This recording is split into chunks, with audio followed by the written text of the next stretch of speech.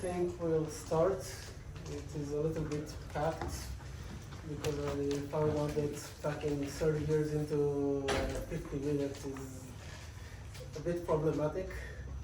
I'm Nadav. I think all of you here know me. This meeting is being recorded. I'm Nadav. I think all of you here know me. I'm giving a lecture about my journey in martial arts. I call it Black Belt. It will be structured more as a story with the information intertwined in between. So no starting curriculum, we'll just dive into it. So let's begin by defining what a martial art is, or at least try to define it. Most of us probably have some image from maybe Karate Kid or something like that of something very spiritual, always with a gi, with belts. Oxford definition, various sports or skills, mainly of Japanese origins that originated as forms of self-defense, attacks such as Judo, Karate, and Kendo. Well, I don't agree with that. The diagram that I found doesn't agree with that as well. You have freestyle wrestling here, you have martial arts from all over the world. I prefer the Wikipedia one. Martial arts, codified systems and traditions of combat practiced for a number of reasons. And it doesn't specify which, like, it doesn't have to be either spiritual, it doesn't even have to be practical for any reason. You see that here you have lots of martial arts that have weapons. I have no experience in martial arts using weapons, so the focus of the lecture will be on unarmed martial arts and specific unarmed martial arts. Well, a little bit about the history. You have a quote here, war never changes, only weapons are new. I think it's a tribute to some general, and it also appears in one of my favorite computer games, Fallout. And you can find evidence of martial art training, of structured curriculum for fighting all over history. The earliest one is this bust from Egypt, which shows some military training, an image of some military training. Wrestling, first evidence, 2600 BC in Sumer. Boxing, 2000 BC in Sumer. And in the 2000 BC in Egypt, you can also find something that looks like some kind of an attempt to create a manual full of techniques here. First written manuscripts around the 5th to 2nd century in India and in Greek. Do you know if they used to actually wrestle with buckets on their heads? I don't know. I would prefer to leave most of the question for the end of the lecture because, as I said, it's pretty packed. So I said I'm going to concentrate on the unarmed type of combats, and it can be roughly divided into two main categories and the combination of these categories. First one is striking, characterized by damage which is inflicted on contacts. Punches, elbows, knees, kicks. You damage the opponent the moment you make contact with them. The other one, the one that I'm more familiar with, and hence I'll focus on it, are grappling arts. Grappling arts, first you grab a hold, you close the distance to the opponent, and then you do something with that. That something can either be a takedown or a throw. You inflict damage with the throw, or you get the opponent to the ground in order to control him. Or do something else, which are chokes. When you close up the arteries, close the blood to the brain or the air supply, or joint locks, which is hyperextending the joint in order for the opponent either to be injured if you're in a real battle, or to concede defeat in more civilized venues of this. So I'll start with Judo, which is the first martial art I've been exposed to, the first one I've learned to. So Judo is something that branches from Jiu-Jitsu. Jiu-Jitsu was a samurai martial art, well actually many samurai martial arts, because there have been many schools of Jiu-Jitsu. but by the 19th century it was considered a little bit barbaric. There were some movements like eye gouging, some things that you wouldn't want to send your kids to, and Japan started to become more westernized, and just jiu-jitsu was waning down. That's one reason that it's branched from there. The second reason, well, Kano took jiu-jitsu because of the jiu-jitsu, and he removed these dangerous moves from there. What you got is something that you could actually train with full resistance in. If I take an analogy to optimization, you put some constraints and it allows you to converge to points easier, faster. And actually, they had a challenge in the Japanese police, which martial art is going to be taught. And Judo won it. Now I put an asterisk on it because the human variable here might be a lot stronger than the martial art variable. So it's always a question, like comparing martial arts is a bit problematic. And the story here, there was one really good student that blasted through the competition, so take everything here and everything comparing different martial arts with an asterisk next to it, with a grain of salt. Okay, so more interesting things about the judo, which actually some of them I've learned when I've made this lecture, even though I've been practicing it for years. It is the first martial art that was actually meant to be a vehicle for personal progress and for education. We think that martial arts have always been spiritual, but it was not the case. Like usually they were just ways to teach combat. We started to add the educational elements around 19th century, both in China and Japan. China, people moved to the cities, and martial arts instructors, that's the only thing they knew. They had to somehow sell themselves, and you found advertisements like Mr. Chow was aggressive, he didn't handle life, he started training and he became better, became more relaxed, more calm. Judo was actually constructed with this in mind. We have a quote here by Kano: the ultimate goal of judo is to perfect yourself and contribute to society. I leave this for now and we'll come back to it in the end. One of the most interesting, best parts to the end of the lecture.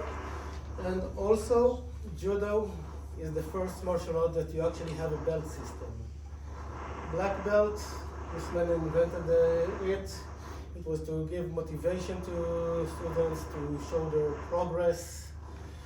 And originally there were only white and black belts in his judo. And they've added the brown one later.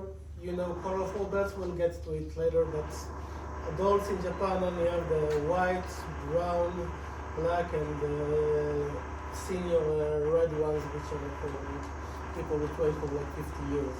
And that's a nice story beside that.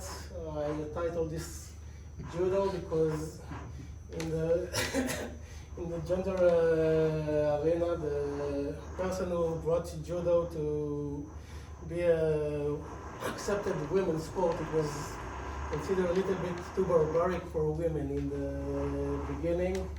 Is a Jewish mother, grandma from Brooklyn, named Rina Kanokogi, originally Rina Glickman. So that's just a nice side story to connect us here to Israel. You have a podcast, History for Children, a chapter on our very recommended, amazing story. Okay, so judo is a grappling art. It has throws, it has arm locks, only on the elbow in judo. You hyperextend the elbow until the person taps to signal he is conceding defeat. You have chucks, and you have pins, which is holding the opponent with his back to the mattress. Why only with his back to the mattress? a good question. I much prefer my opponent to be belly down if I'm actually fighting him, but these are the rules, these are the constraints. Sometimes you get some strange local minimas. That's that. And it has a core principle of efficient, preferably using the opponent's movement and momentum to execute the throws, rather than going brute force inside him.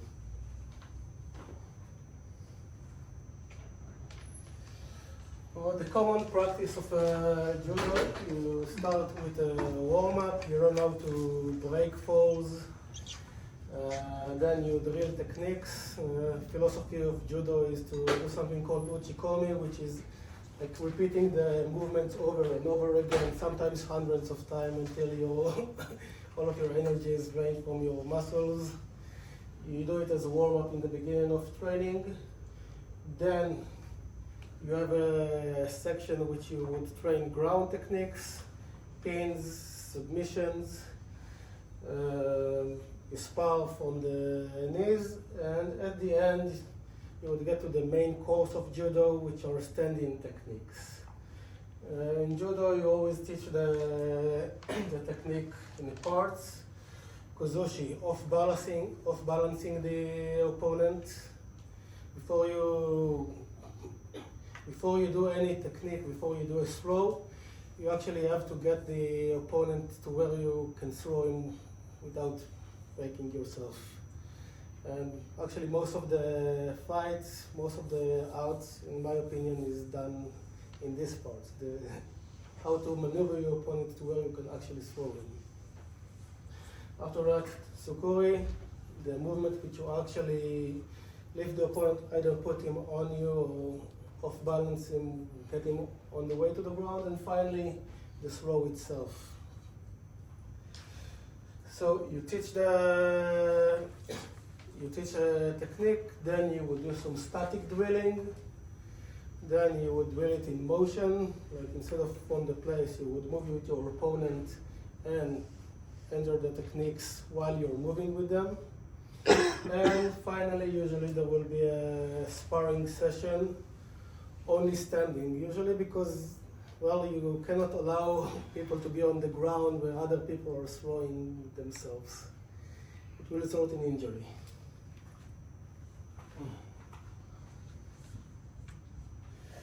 Okay, so, well, I started judo around the age of 6.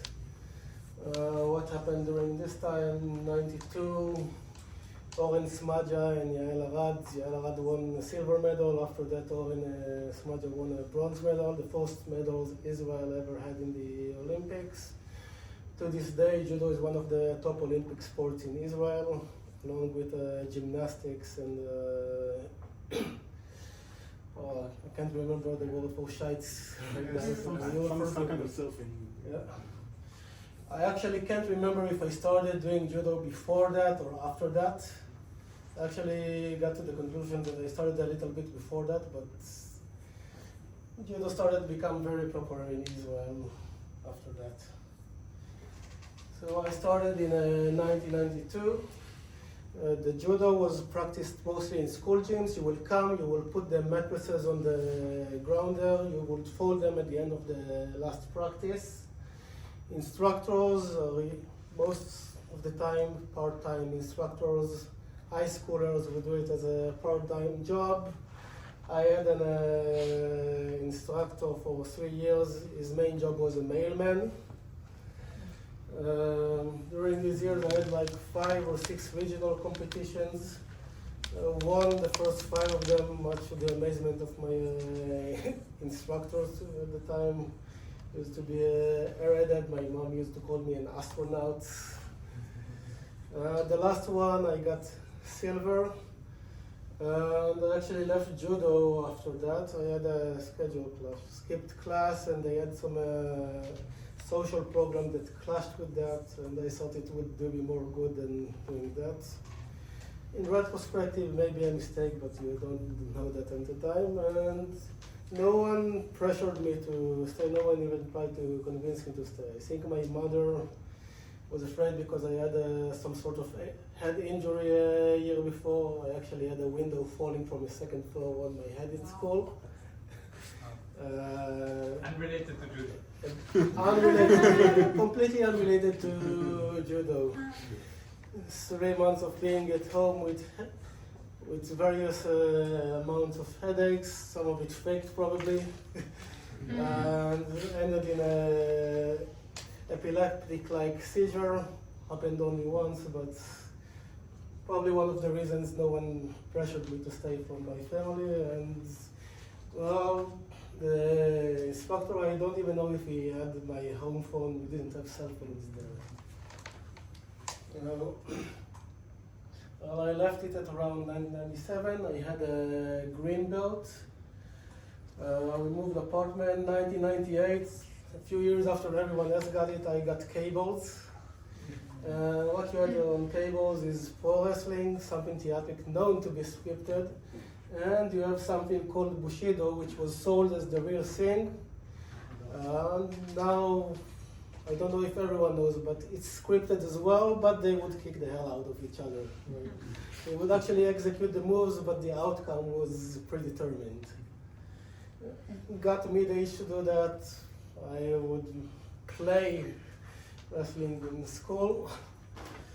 And around 7th grades, well, my friends at school knew me as someone who had done judo, and some of them wanted to, also people that stopped doing judo wanted to do judo again. They contacted me. We went to an instructor named Itzik Smadja.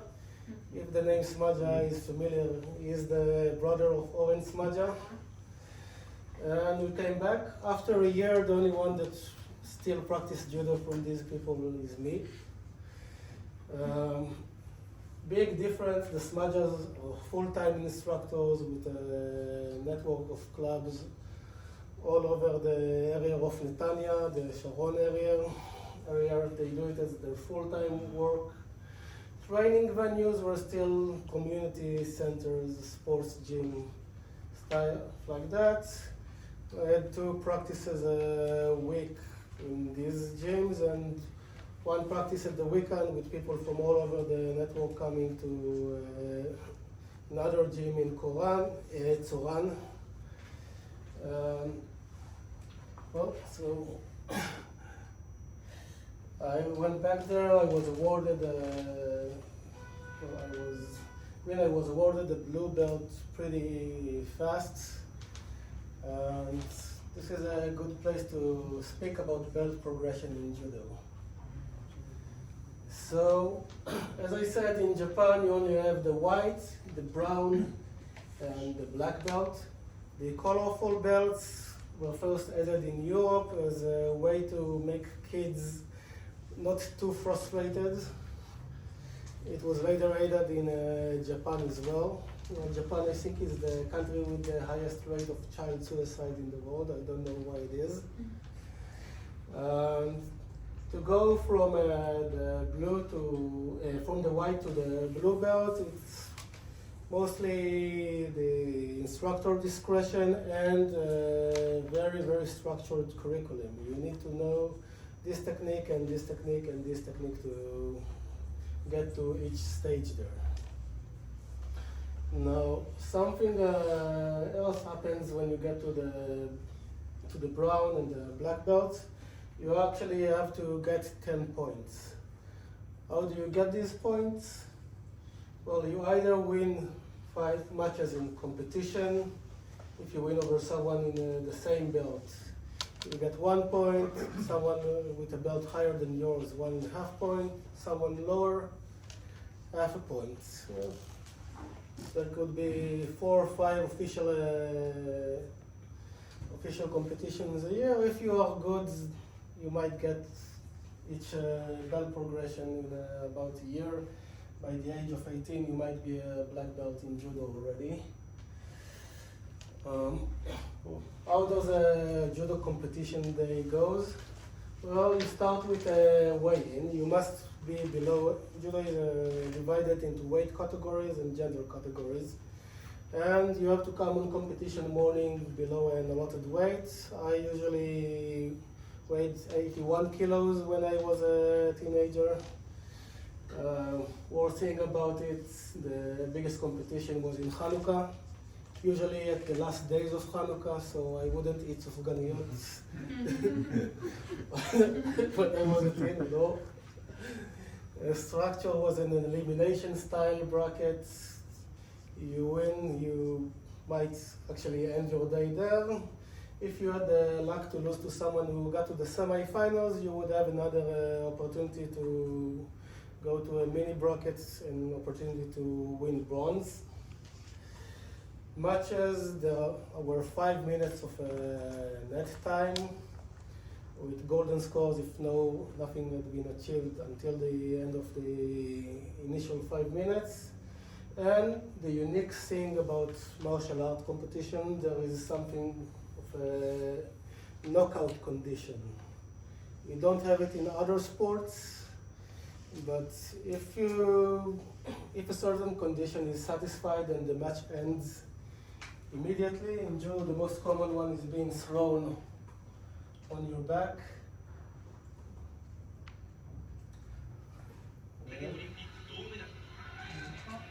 Why does it show it? Yeah. Okay, Ariel Zevi, 2010 World Championship. 3 seconds, that's that. The man trained for an entire year, doesn't have any life.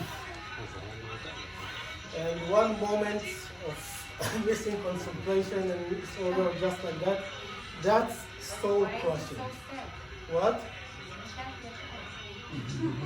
It is a Japanese trained to his soul. This is Japanese one.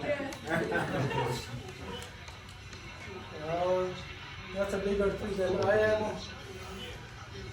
So a match can either Stop the be. video for the audience.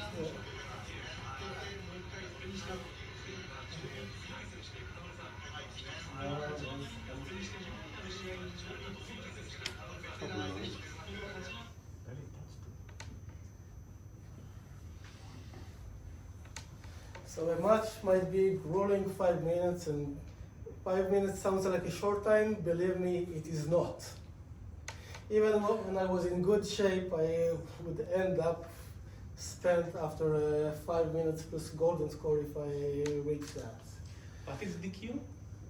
DQ is you have done something which is not allowed by the rules. It's disqualification. Either doing something which is very dangerous to yourself or something very dangerous to your opponent, or being passive. Penalties, basically. You can accumulate penalties, or there are some moves that will get you instantly disqualified. Like jumping with someone's arm in a weird position that would cause an immediate break. Well, the most frustrating thing for me is you had the weigh-in, you had the warm-up, and then you might wait a few hours until you actually had your match. So imagine that you gave up on going out with your friends, especially hard for me when I was in the army and I was competing on weekends. You gave up on on eating stuff like junk food, going out with your friends. You went to train, you come to a competition, warm up, wait. It's okay. Wait a few hours, and it can be over in 3 seconds. And actually, a lot of my competitions, maybe not 3 seconds, but I would come and I will lose. The 2 years I haven't been in judo, the difference between kids competitions and adult competition, I wasn't a child prodigy anymore. And in judo, different belts compete together. Like I was a blue belt, a beginner blue belt. I competed with black belts. One of them was actually international level talent. So why did I do it? Well, you feel alive when you compete in these type of sports. maybe it happens in other sports, but in combat sports, I think it's more pronounced than in other sports. As the song goes, everything that kills me makes me feel alive. And also it's a way to test yourself. And, well, I have this psychology and I would risk more to win. Like my fear of loss is a little bit lower than my desire to win. Even if I know that I'm going to lose, I still want to try it. And it's something very central to sports psychology in general. This fear to lose against the desire to win. When you learn sports psychology, it's one of the things they concentrate on. So, how do you score in judo competition? Well, I've showed the throws. Throws are scored for their speed, their force, how much control you exert. But the most objective way you can measure if a throw is good or not is where the opponent lands. You land on the side, the opponent lands on the side, you get something that is called Yuko.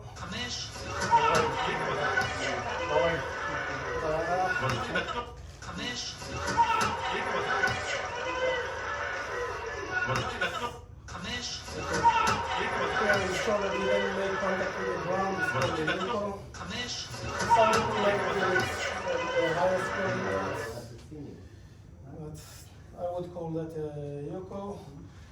Wazari is a different type of imperfect throw, but better than the Yuko.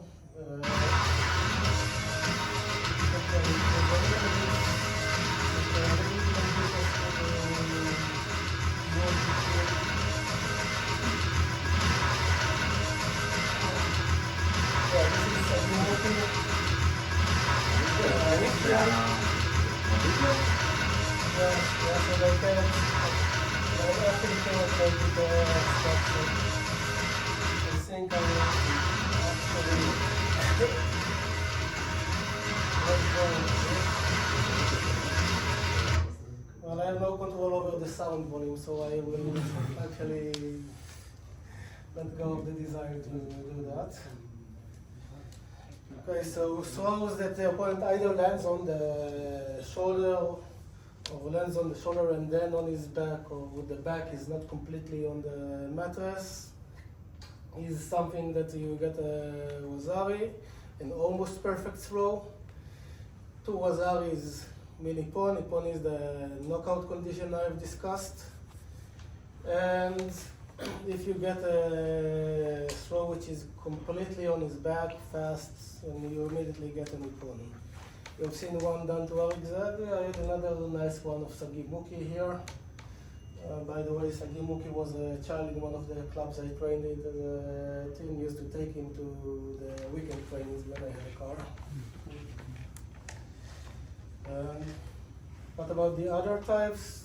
You also have ground in judo, so pins. If you manage to get your opponent with his back to the mat with you on top of him, if you manage to hold him here for a lot of the amount of time, you get score also. 15 seconds Yuko, 20 Wazari, 25 ippon, match ends.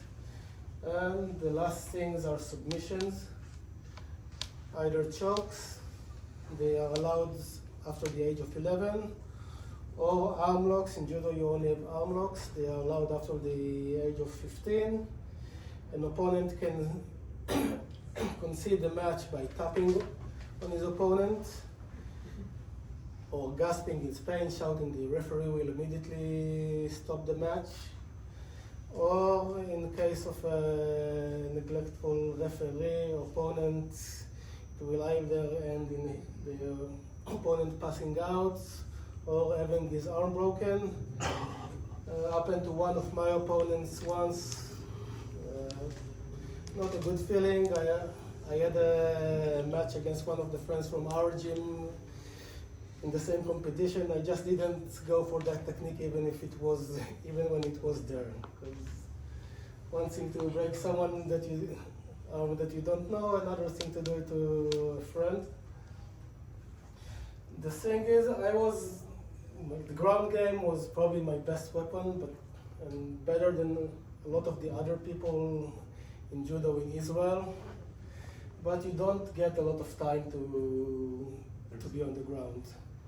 You have 2-3 seconds of stagnation there. The referee will immediately stand you up. Well, this is the loss function of judo. I would say competition is a loss function. The techniques are maybe input features, architecture, the human mind, the human body, and the competition is actually the loss function, what you train for. 2002, I done an instructor course, 4 weeks in a Wingate. You learn physiology, anatomy, sport instruction theory, and basic sports psychology. This part you do with people from all Olympic sports, swimmers, taekwondo, athletics, you name it. You had teenagers with adults doing this course together. And there was a sport-specific section. You go over history of judo. You had a practical technique test and a practical test in actually giving a class to people.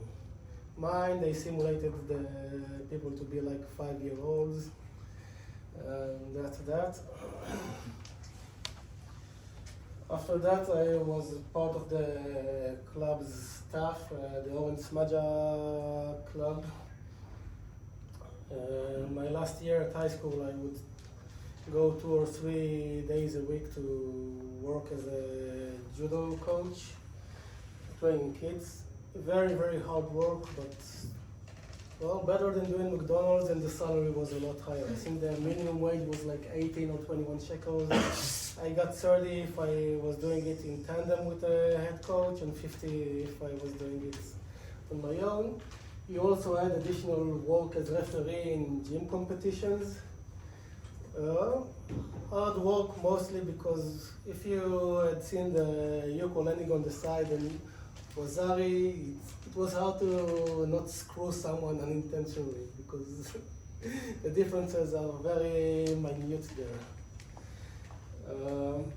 Well, the major difference from where I started as a child is that the dojo here was harboring a familial atmosphere. You had training resorts with training camps in a resort with all of the people from the clubs, barbecue meetups. You can see Oren Smaja here with his dog then. And I would continue this until all through my army days and after the army in the university as well. I would come back home and I would go on Fridays to actually train there. I also had a short stint in pro wrestling, not an actual martial art.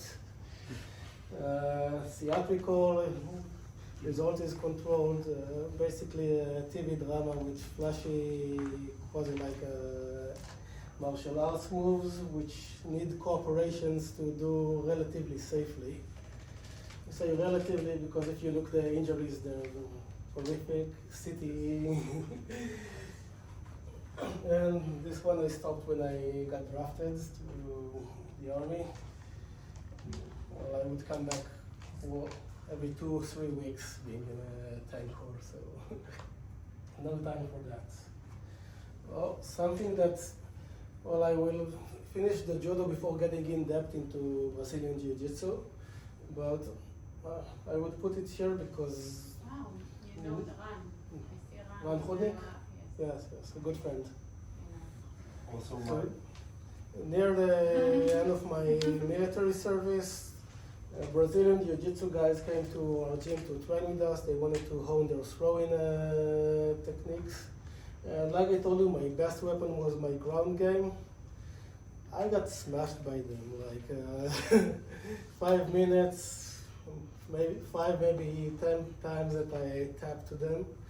That was fact, these were the best Brazilian Jiu-Jitsu guys in Israel at this time, but Anyways, I I thought I was good, and I got a taste of what the actual gap to being good in the ground game is. So I added BJJ, Brazilian Jiu-Jitsu, and mixed martial arts class because they were always connected to each other. Facilities there were still mostly the temporary ones, the Shkolpais, country clubs. And when I started, almost everyone but the coaches were white belts. One here is yellow, but that's not really, that's a kid's rank which is not used when you're adult. Poplinger wasn't. What? Maybe Poplinger wasn't having a belt. I think actually he had either a blue or a purple one. Yes. Alex here used to train with me at that time. So, knows what he's I was talking about. the rug they were cleaning. You all got that. So got my blue belt at Judo in 2002. I told you that you can get brown and black in about 2 years. 2007 I got started BJJ, had a white belt, still didn't have a brown belt.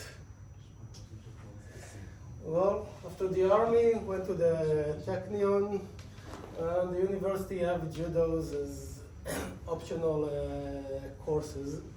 So the people that go to university judo are either people that went to judo and stopped doing that and are looking for the academic points, maybe a parking sticker. You get that if you're in the team in the Technion. For me, it meant that I had actual 2 practices a week other than the Oren Smaja practice. Add 2 Brazilian Jiu-Jitsu classes to that, and I was actually training almost like a real competitor should. And universities had an annual competition. The competition there was obviously easier than what you would get in actual judo ranking competitions. And like I said, I was probably starting to actually get better because of the amount of training I had done. So I actually completed the points for my brown belt here. And as I said earlier, for the judo team, Russian was more or less a prerequisite because the coach there was like a Ukrainian champion, very good trainer, English, even not that good, still a fantastic trainer. Okay. So 2008 I got my brown belt in judo. 2009 I actually left judo. Things that happened, the rule set of judo changed. They removed leg grabs, which were actually my best throws. They are also in talks of removing something which is my second favorite, arm lock. And I actually had to work to pay rent. I had a scholarship. I didn't make the 92 GPA I needed to make to continue getting the scholarship, so I had to start working. The judo or the smaja trainings were in Netanya, and I had Brazilian Jiu-Jitsu in Haifa. So I stayed with the Brazilian Jiu-Jitsu. Basically fizzled out from the smajas. My last university competition, I already know that I weren't at the smaja gym because I actually had to cut 5 kilos in a week to make weight. I've done worse than that. I once cut like around 8-9 kilos in 2 weeks because I went to try competing at under 73 kilograms. And you would accuse me, but I would still try to make this one work because this is something that is a life highlight.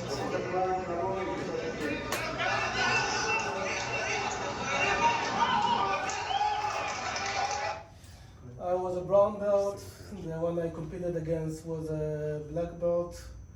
I was 90% sure I was going to lose it, but he just put his hand where he shouldn't have. Got into the ground, very flashy move. Was made illegal at 2018. Yeah, the rules would say there in judo it changes all of the time. Some people would say it's because people from the East European countries tend to win too much and the Japanese didn't like that. Speculation, I'm not going to say more than that. But I left judo. I actually came back because I needed more academic points. It's 2012, but week before the competition, I went to practice. Someone landed with their head on my head, had to get stitches and couldn't compete in that one. So that was my last judo match. So Brazilian Jiu-Jitsu. I said I would get more into that and that. So it was adapted, and I would actually skip some of the lecture because I have until 2:50, right? 55, I think. 55. 55, okay. You have Yep. 5 minutes more. It was actually adapted from judo in Brazil, gained popularity with something called the UFC or MMA. It's practiced both with gi and with no gi. Like you use something called rash guard mainly so that you won't get bacteria from other people on your skin. Went in one practice today, so that's that. Well, it has all of the techniques in judo. The main difference is the competition structure. Judo, a takedown would get you the win, instant knockout. Jiu-Jitsu, only 2 points. You can get how many points you want, it won't end the match instantly. The only thing that ends the match is a submission. So you can say the architecture is the same between judo and jiu-jitsu. Well, there are some locks that aren't allowed in judo, but they are not the big picture here. The architecture and the features you put in are almost the same. The loss function, very, very different. You get people which are very, very good when you get the fight to the ground. And the philosophy is that most street fights are on the ground anyway between people who are not trained, so you would put your resources to get better there. The structure of BJJ practice, the reverse of judo. You start with the stand-up, sometimes not even that, and you will finish it doing ground technique. Well, with BJJ belts, well, BJJ is not an Olympic sport, so it's basically Wild West there. Usually awarded by coaches, but coach can decide how he wants to promote kids. You only have minimal time you have to spend in one level of belt, like you have to be 2 years at blue belt before you can be considered to be a purple belt, and you have minimal age requirements.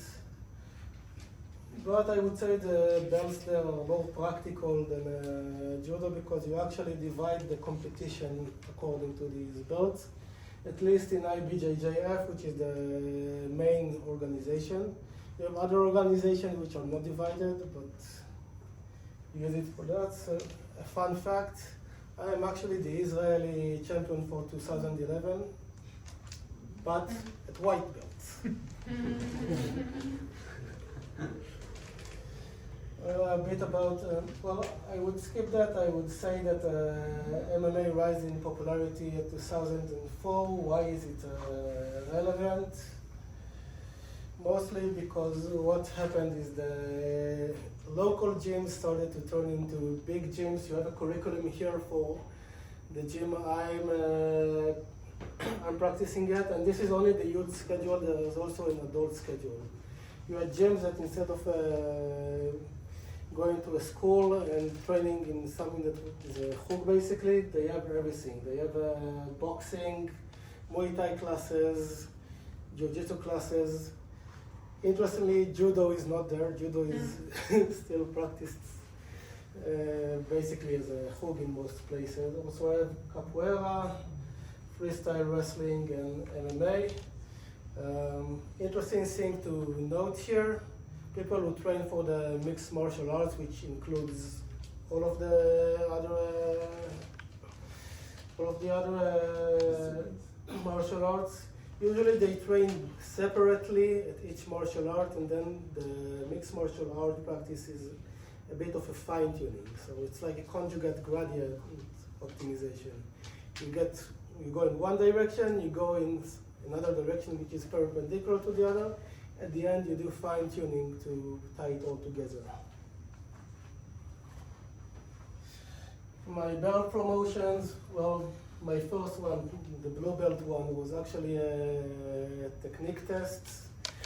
I was training in Haifa, and we went to Nana to have a test with 3 other people the same day.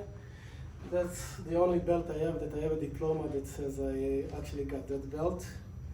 The other belts, purple belts, well, the blue belt I got before I finished my BSc and went back from Haifa to Netanya. Purple belt I was awarded when leaving the Haifa gym to go to Netanya again. I came back to a master's, then came back to Netanya. The trainer gave me the purple belt the last practice before I left. Brown belt in Ramat Gan. I told the coach, I moved to Tel Aviv, from south of Tel Aviv to central Tel Aviv. A year after that, and with 2 goals, I told the trainer there, I cannot make the trip there. I don't have parking when I go back. I asked him about what do you think about training at this gym, and he said, well, this trainer is very good. And one of the last training sessions, he gave me the brown belt. If the person you are training under doesn't treat students that live the way he treated me, it's a very, very bad alarm sign. And there are some coaches that you would tell them you leave their gym to another gym, they would go berserk.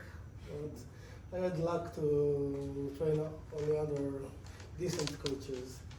And my black belt, I was asked to produce a seminar plan by Ran Belt, my coach in Tel Aviv, the head coach in the Tel Aviv gym.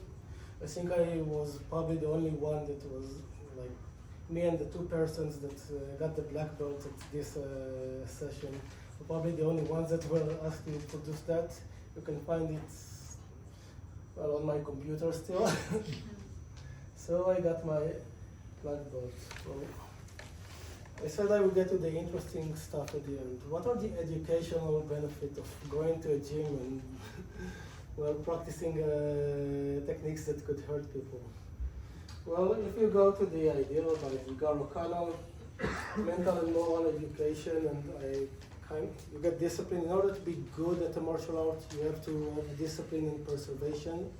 This is true in any case. Respect and humility, that depends on the coach, but you will probably have better results. You have to have respect for the training partners you train with, and to learn new stuff, you have to have humility. Don't stick to your own guns. Be open to learn new stuff. Also, controlling emotions, accepting defeat. You would get submitted or thrown or lose at one point, and you need to learn how to accept it. If you ask Kano, it's also learn how to win. You throw someone, you give them a hand to stand them up. This is what he put as a mutual welfare and benefit. This is how we phrase that. In Japanese probably, but physical education, obviously. You learn how to fall and get up.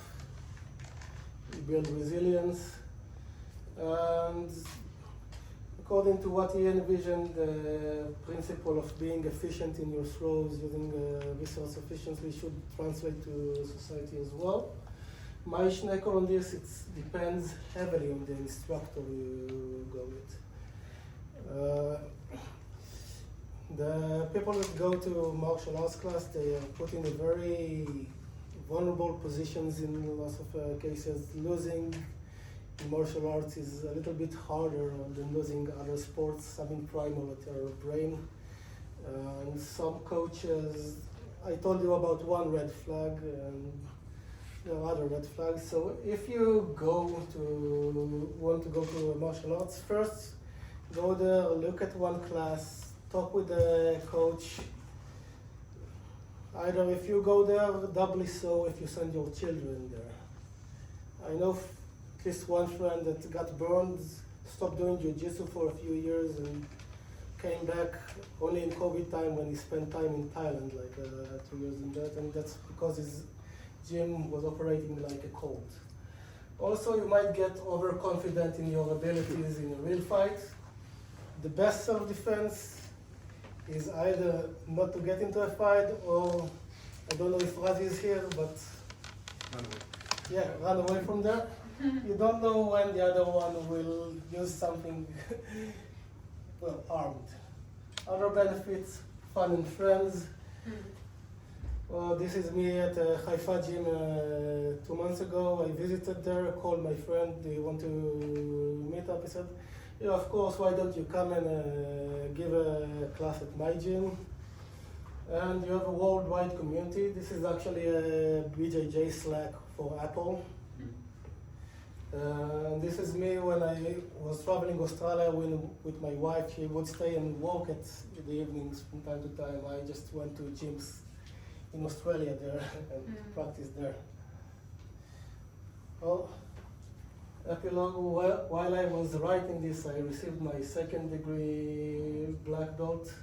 I actually, well, in what Ran said when he gave it to me was appreciative of my perseverance while encountering pretty hard times. The last 2 years for me have been uneasy, to say the least. If you know, you know. I started teaching wrestling or Brazilian Jiu-Jitsu once a week voluntarily. Just open a WhatsApp group, ask Iran if I can come and do that off the grid, and he was very supportive on that. Always had a dream to actually have some frame that you would practice both the takedowns and the submissions, because Judo people don't like the ground, at least the Israeli ones, they don't know submissions. Brazilian Jiu-Jitsu ones don't know takedowns, and both is lacking in my point of view, so I'm glad I can do that. I had a weird experience of actually cornering a fighter, one of our kids. It's okay. Yeah, one of our kids that came to my morning classes asked me to come to his fight, and I found myself being in his corner there. I think my heart rate rose more than his when he started the fight. So I've currently found a way to train like 5 times a week, mostly by doing 7 a.m. Training. I put my oldest child on a car to a kindergarten, take the bike, go there, and 8 o'clock I start heading to work, get here by 8:30. And I have to continue doing it until I'm 60 years old and maybe get my goals into that as well. Well,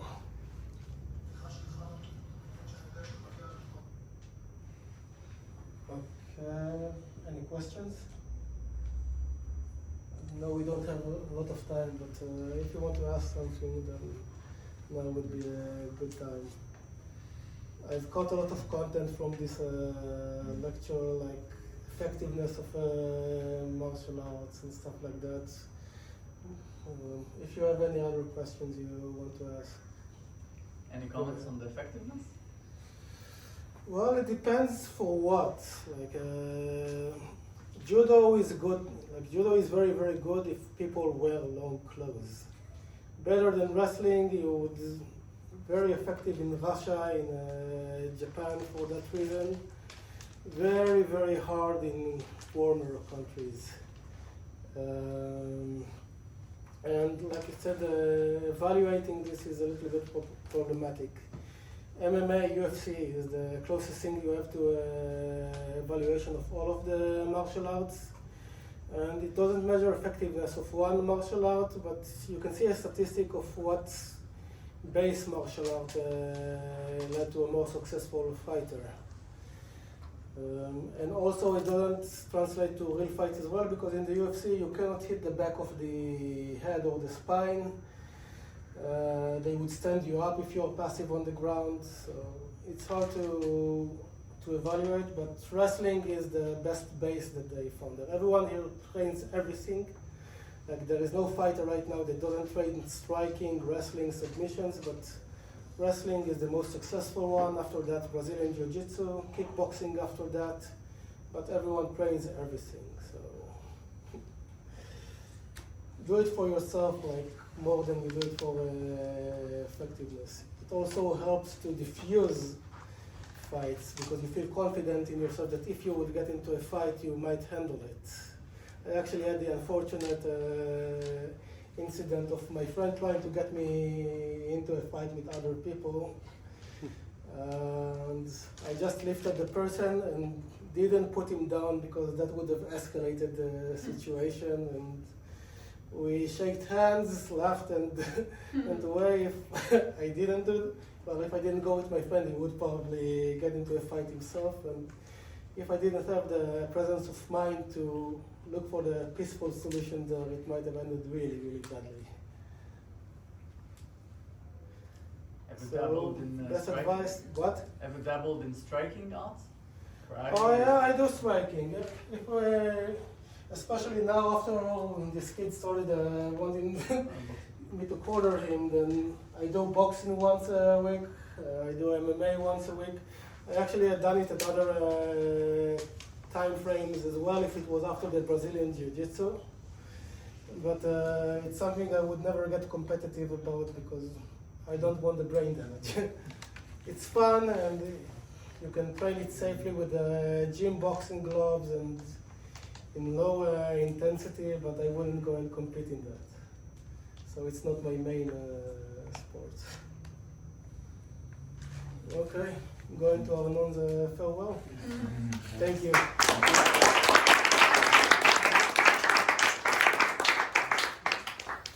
תודה רבה לנדב. אני מזכיר לכם שההרצאה הזאת היא חלק מה-Culture Club שלנו, שזה בעצם מסגרת שבה אנחנו מאפשרים הרצאות,